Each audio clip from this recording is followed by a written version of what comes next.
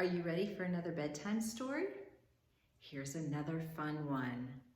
Boggin, Blizzy, and Sleeter the Cheater. Boggin, Blizzy, and Sleeter the Cheater, a book about fairness.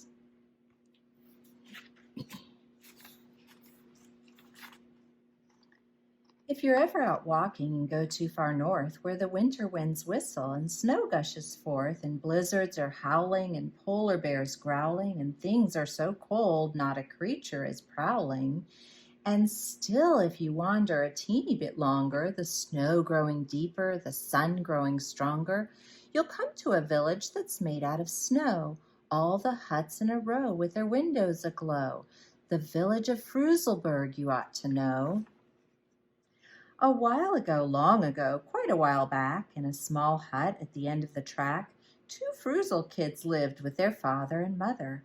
Boggin was one and Blizzy the other. Noons in the summer and nights in the fall, Boggin and Blizzy played icy ball, an odd little game you might guess by the name. But whether it snowed or it glowed or it rained, their Fruzel friends came and they played just the same. That's how it went for a jolly long time, till something occurred that was rather a crime. A Fruzel named Sleeter came over one day, bringing some buddies from Black Blizzard Bay.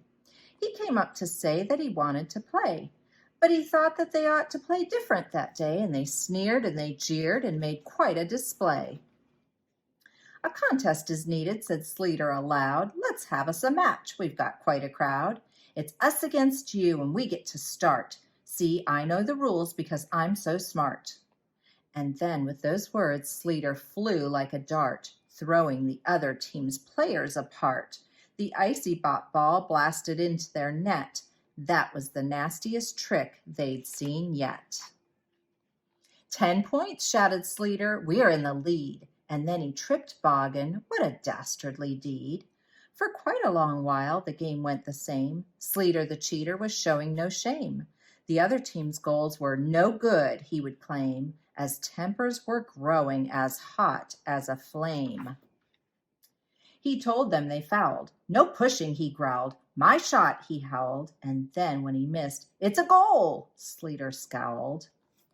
Boggin and Blizzy grew mad as a bee. They called a team meeting under a tree.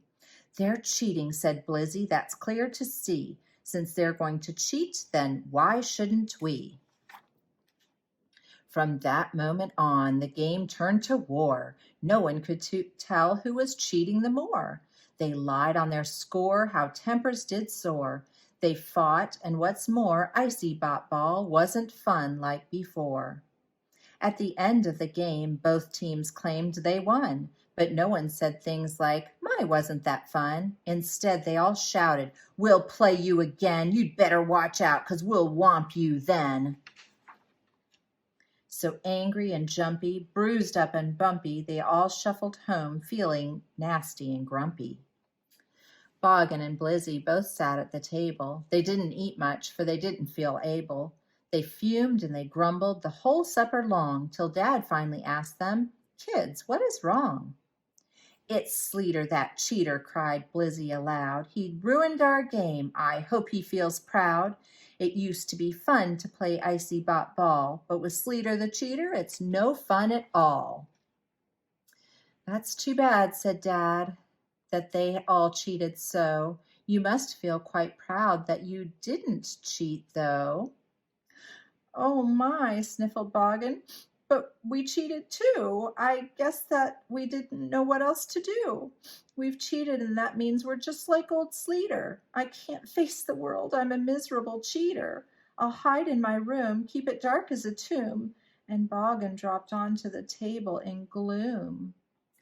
Now, said his mother, don't be upset. Your chance to play fair is not over yet. The next time you play in a game against Sleeter, ignore what he does, 'cause he's only a cheater. If you get mad and you don't want to play, rather than cheating, just walk straight away. Just play to have fun, and in the long run, you'll make lots of friends for the fairness you've done. The very next day on the icy bop rink, guess who showed up? Who do you think? It was Sleeter and all of his terrible team. "Let's play," Sleeter shouted. "You're gonna get creamed." So Boggin and Blizzy called a team meeting and made up a plan to stop all this cheating. The whole team agreed that the plan would succeed, and they thought it was better than cheating indeed. When the game started up, old Sleeter went to it. He grabbed Boggin's hat and suddenly threw it. He tied up their net, he got their coats wet, pushing and shoving and cheating, and yet Boggin and Blizzy just didn't get mad. The nicer they played, the more Sleeter did bad.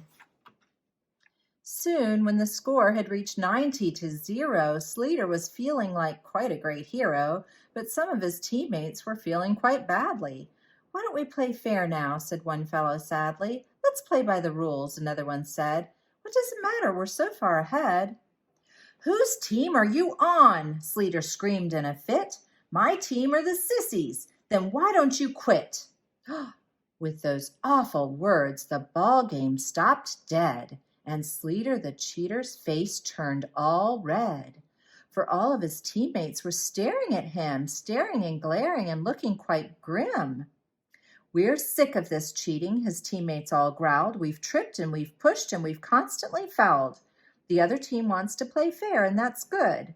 With just one less player, we think that we could." Then they picked Sleeter up into the air and carried him off to a snowbank somewhere. They gave him a throw out into the snow and shouted, "We don't need your cheating, you know, so get lost, take a hike, you might as well go." The rest of the day they played Icy Bot Ball, which they played just for fun without cheating at all. Boggin and Blizzy received many thanks for playing so fairly despite all the pranks. And the best thing of all, the kids found as they played, when nobody cheated, new friendships were made. So noons in the summer and nights in the fall, the Fruzel kids came to play Icy Bot Ball, and Sleeter the Cheater would watch from the hill. As far as I know, he's sitting there still. You should be like one big happy family, full of sympathy toward each other, loving one another with tender hearts and humble minds. 1 Peter 3, verse 8. The end.